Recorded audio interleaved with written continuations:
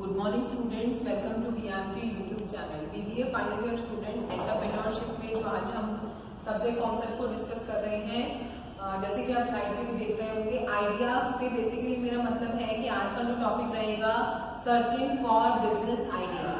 तो बेसिकली क्या है कि आज के इस लेक्चर में हमें समझना है कि कोई भी एंटरप्रेन्योर, जैसे अभी तक के लेक्चर में हमने समझा कि एंटरप्रेन्योरशिप क्या है, एंटरप्रेन्योरशिप डेवलपमेंट क्या होती है, उसकी जरूरत क्यों होती है, उससे रिलेटेड एंटरप्रेन्योरल डेवलपमेंट प्रोग्राम्स होते हैं जिन्हें ईडीपी कहते हैं, उनकी प्रॉब्लम्स को हमने डिस्कस किया। अब हम बात करते हैं बिजनेस आइडिया जनरेशन की। कोई भी एंटरप्रेन्योर अगर अपना बिजनेस स्टार्टअप करना चाहता है तो उसका सबसे पहला स्टेप, जैसे अगर आप हो या मैं हूं, तो हम में से कोई भी अगर बिजनेस स्टार्ट करना चाहेगा तो सबसे पहला स्टेप होता है सर्च फॉर बिजनेस आइडिया। अगर आपके पास कोई यूनिक आइडिया ही नहीं है या बिजनेस स्टार्ट करने के लिए आपके पास कोई कॉन्सेप्ट ही नहीं है तो एंटरप्रेन्योरल एक्टिविटीज कैसे स्टार्ट हो पाएंगी। तो आज हम उससे रिलेटेड कॉन्सेप्ट को डिस्कस करेंगे। स्लाइड बाय स्लाइड में आपके पास इंफॉर्मेशन लेकर आई हूँ जो इस लेक्चर के कंटेंट के लिंक में भी जुड़ा होगा, जिसको हम वर्ड टू वर्ड फॉलो कर सकते हैं। तो चलिए सर्च फॉर बिजनेस आइडिया को आज हम डिस्कस करते हैं कि अगर आप बिजनेस स्टार्टअप करना चाहते हैं तो किस तरह से आपका आइडिया जो है वो आपको कैसे, किस प्रोसेस से आपको आइडिया फाइनलाइज करने को मिलेगा। लेक्चर स्टार्ट करने से पहले आपको इंस्ट्रक्ट कर दें, कंटेंट को फॉलो करने के लिए वीडियो को लास्ट तक देखें। कहीं भी कोई प्रॉब्लम है कमेंट सेक्शन में मेंशन करें। अटेंडेंस के लिए कमेंट सेक्शन में अपना नाम लिखें। ऑडिबिलिटी इशू ना हो तो वीडियो को ईयरफोन्स के साथ सुनें। चलिए आज के टॉपिक को डिस्कस करते हैं, search for business idea. Ideas and ideas. We love the idea of being your own boss but you are not sure where to begin. भाई सबको ये पसंद है इस आइडिया में, अगर बात करूं कि अगर मैं खुद ही अपना बॉस बन जाऊं, मेरे ऊपर कोई बॉस ना हो तो ये तो बेस्ट आइडिया है। बट सबको ये कंफ्यूजन है, कोई श्योर नहीं होता है कि कहां से इस आइडिया को स्टार्टअप करें। The first step can be the hardest for someone would be entrepreneur, especially if you don't find coming up with new business idea a natural process. At this early stage, don't bog yourself down with the limitation of time and money. This will come later in the development stage. Have fun exploring limitless possibilities and see where you can have open mind can take you. सबसे पहला step भी सबसे hardest step होता है एक entrepreneur के लिए, जब उसे सबसे पहले एक बिजनेस आइडिया जनरेट करना होता है। इस समय पर किसी को ये नहीं सोचना चाहिए कि पैसा कितना है या समय कितना है, ये तो डेवलपमेंट स्टेज की बात है। सबसे पहला काम है आइडिया जनरेट करना। आइडिया जनरेट करने में आपको बिल्कुल लिमिटलेस अपने आप को एक्सप्लोर करना है, ओपन माइंड के साथ सोचना है कि किस तरह के आइडिया आप यूनिक तरीके से अपना बिजनेस शुरू कर सकते हैं। Finding the right business idea can be difficult and frustrating. There are number of ways to generate ideas ranging from, यहाँ पर कुछ ऑप्शंस मैंने दिखाए हैं कि जब भी हम बिजनेस आइडिया के बारे में सोचते हैं कि भाई क्या आइडिया मुझे चलना चाहिए कि अपना बिजनेस में ऐसा करूँ या वैसा करूँ या किस कॉन्सेप्ट पे स्टार्ट करूँ, तो बहुत फ्रस्ट्रेटिंग एक प्रोसेस होता है कि एकदम से हम किसी कंक्लूजन पे नहीं पहुंच पाते हैं। तो बहुत सारे यहाँ पर बिजनेस आइडिया के वे स्टार्ट होते हैं, जैसे कि reviewing public source of information such as magazine and newspapers, उसको लोग रिव्यू करते हैं। आइडिया जनरेशन टेक्निक्स को फॉलो करते हैं, जैसे ब्रेनस्टॉर्मिंग, इसको भी हम डिटेल में डिस्कस करेंगे। हॉबीज के बारे में यहाँ पर लोग सोचते हैं कि मैं कोई बिजनेस शुरू करूंगी तो मेरी अपनी क्या हॉबी है, इंटरेस्ट क्या है मेरा, उससे रिलेटेड कुछ करना चाहिए। स्किल्स मेरे अंदर कैसी है, क्वालिफिकेशन मेरे पास क्या है, प्रीवियस वर्क एक्सपीरियंस मेरे पास क्या है। तो ये सब रेंज होती है। जब भी हम आइडिया के बारे में सोचना शुरू करते हैं तो सबसे पहले चीजें ये स्टार्ट होती है। Business idea can occur at any time, so it is important to look out for opportunities. Business का जो आइडिया है एंटरप्रेन्योर के दिमाग में कभी भी आ सकता है, जरूरी नहीं है कि उसका कोई निर्धारित समय होता है। एनी टाइम जब भी आपके माइंड में क्लिक करा, चीजें आपके लिए फेवरेबल होती है तो आप एकदम डिसाइड कर लेते हैं कि yes this is the best idea. By the end of this module, each young person will have used range of idea generation techniques to generate creative ideas, which will be developed through the remainder of the course.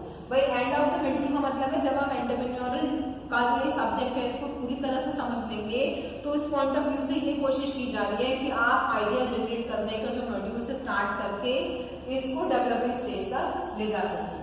अब यहाँ पर बेटा एक idea development process दिखाया जा रहा है कि कोई भी एंटरप्रेन्योर हो, कोई भी यंग एंटरप्रेन्योर हो जो अपने आइडिया को फाइनलाइज करना चाह रहा है तो इस प्रोसेस को हम फॉलो करेंगे।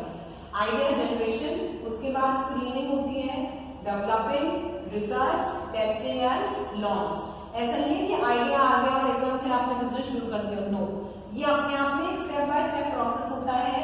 पहले आइडिया को जनरेट किया जाता है। जैसे मैंने बताया न्यूज़पेपर, मैगजीन्स, हॉबीज, इंटरेस्ट, ये सब चीजें देखी जाती हैं। स्क्रीनिंग की जाती है कि क्या ये सही भी है कि नहीं है। जैसे मूवीज में स्क्रीनिंग होती है तो वो स्क्रीनिंग होगी।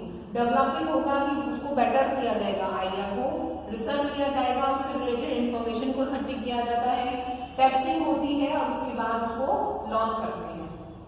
जैसे कि सबसे पहला स्टेप आता है ideas generation, finding the right business idea. उसके बाद मैंने बताया screening, deciding which idea to pursue and which to discard. Screening का मतलब है कौन से ऑप्शन को लेना है और कौन से ऑप्शन को हटाना है, तो वो स्क्रीनिंग होता है, शॉर्ट आउट करना। Best meets the need of the customer, generate highest profit, fit the goals of the business, technically feasible, level of the competition in the market. तो जब आप बेसिकली स्क्रीनिंग करते हैं तो आपको ये सारी चीजें दिमाग में रखनी होती है कि ऐसा आइडिया हो जो कस्टमर्स की नीड्स को मीट अप कर दे, जो डिमांड अब चल रही है उसको सॉल्व कर पाए, प्रॉफिट अच्छा आ पाए, बिजनेस के गोल को फिट हो जाए, टेक्निकली अगर देखें, प्रैक्टिकली अगर देखें तो वो सही हो करने में, और साथ में कॉम्पिटिशन लेवल को भी मीट अप कर पाए। उसके बाद थर्ड स्टेप आता है developing of idea. This depends on the product और service. Developing the prototype, creating the product design, creating the product, developing the packaging, deciding the name of the product and obtaining a patent, design right और trademark। Developing of idea का मतलब है कि जब आपने एक बार screening कर ली, ये डिसाइड कर लिया कि I should go for this and I should discard this, उसके बाद थर्ड स्टेप आता है डेवलपिंग कि फॉर एग्जांपल आप किसी प्रोडक्ट या सर्विस में डील करने के लिए डिसाइडेड हो गए, सिलेक्शन स्क्रीनिंग हो गई, उसके बाद आपने उस प्रोडक्ट का डिजाइन फाइनल किया, प्रोडक्ट को क्रिएट करते हैं, उसकी पैकेजिंग करते हैं, उसका ट्रेडमार्क लेते हैं, तो ये सारी चीजें किसमें आती है, डेवलपिंग एन आइडिया। उसके बाद नेक्स्ट स्टेप आता है research, collecting information about the market place, whether और not there is demand for the product. यहाँ पर बेसिकली रिसर्च में आपको क्या करना है कि मार्केट में देखना है कि जो प्रोडक्ट आपने अपने आइडिया से जनरेट किया है, जिसको आपने डेवलप किया है, तो कौन से मार्केट में, किस मार्केट सेगमेंट में उसकी वैल्यू है, डिमांड है या किस में नहीं है, तो उसका रिसर्च होता है। फिर होता है टेस्टिंग ऑफ आइडिया। ऐसे लॉन्चिंग नहीं होती है, आप टेस्ट करेंगे through focus group by giving free samples और अटेंडिंग फेयर्स और मार्केट। जैसे कोई नया प्रोडक्ट लॉन्च होता है तो फ्री सैंपल्स में, फेयर्स में, इन जगहों पर उन चीजों की पब्लिसिटी की जाती है जिससे कि उनकी टेस्टिंग हो जाए, ट्रायल हो जाए कि whether it is favourable for the customer और not. This is usually supported by appropriate marketing activity. उसके बाद फाइनली हम अपना जो आइडिया है उसको लॉन्च कर देते हैं। तो ये सब चीजें मैंने आपको इसलिए बताई जिससे कि आप आइडिया जनरेशन के प्रोसेस को समझ पाए कि पहले आइडिया जनरेट होता है, अलग अलग सोर्सेस से सोचते हैं आप, फिर उसको स्क्रीन करते हैं, फिर उसको डेवलप करते हैं, फिर इंफॉर्मेशन इकट्ठी करते हैं, फिर उसकी टेस्टिंग होती है और फिर उसकी लॉन्चिंग होती है। तो बेटा ये प्रोसेस होता है आइडिया डेवलपमेंट प्रोसेस। उसके बाद finding the right business idea for you, assessing your abilities and experience, you work your work, practical knowledge, abilities, hobbies, family background can also be important factor for business success। जब आप right business idea select करते हैं तो उसके पीछे जो factors होते हैं वो ये फैक्टर्स होते हैं, जैसे कि आपके पास कितनी प्रैक्टिकल नॉलेज है, आपके पास वर्क का एक्सपीरियंस कितना है, आपका फैमिली बैकग्राउंड कैसा है, आपकी हॉबीज क्या है। तो ये सब फैक्टर्स आपको सही आइडिया डिसाइड करने में हेल्प करते हैं। Many small jobs you do around your home can be the idea of starting a business। बहुत सारे छोटे छोटे ऐसे काम होते हैं जो घर में हम डेली रूटीन में करते हैं, तो उनकी वजह से भी हमें बिजनेस का आइडिया मिल जाता है, जैसे कि growing vegetables, cooking, dancing, fixing watches, machine, swing.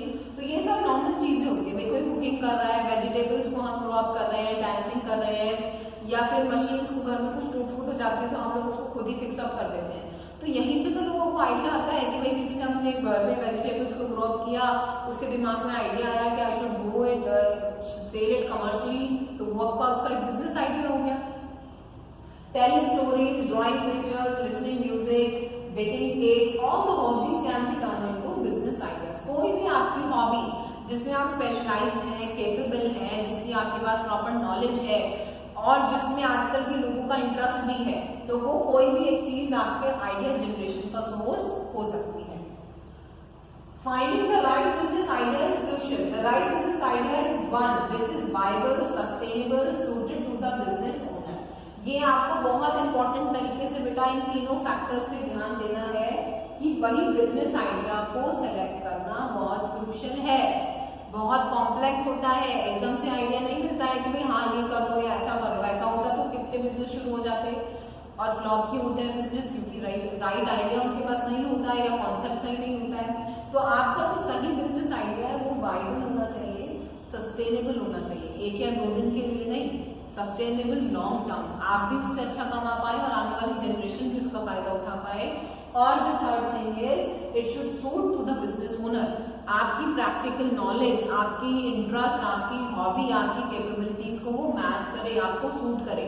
ऐसा नहीं है कि आपने कोई ऐसा बिजनेस आइडिया ले लिया देखा देखी में जिसके लिए आप प्रैक्टिकली खुद ही तैयार नहीं है।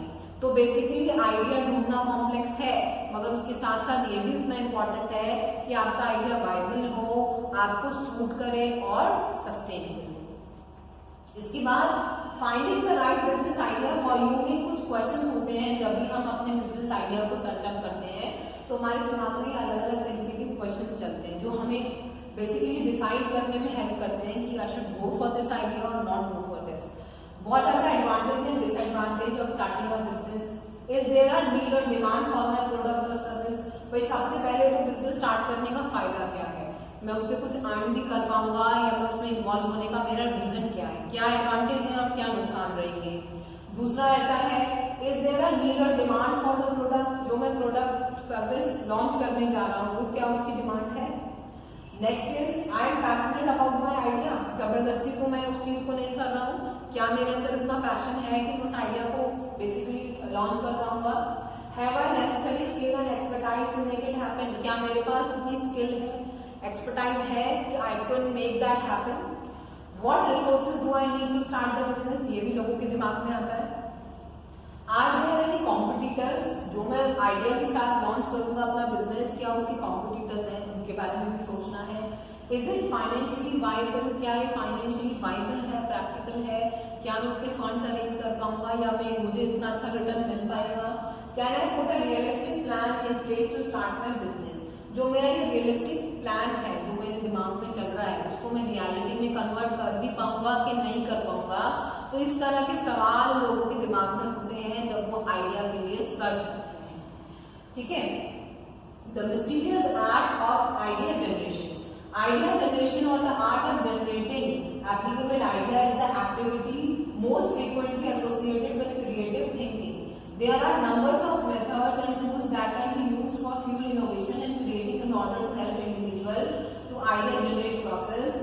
Brainstorming is one of the best known techniques. अब देखिए मैं आपको बताऊं कि आइडिया जनरेशन एक बहुत ही क्रिटिकल आर्ट है। इतनी जल्दी से कोई इजी नहीं है कि लोग एकदम किसी कंक्लूजन पे पहुंच जाए। बहुत सारे टूल्स या मेथड्स होते हैं जिसके थ्रू आप एक अच्छा आइडिया जनरेट कर सकते हैं। उसमें से एक मेथड है ब्रेनस्टॉर्मिंग का। चलिए उसको डिस्कस करते हैं।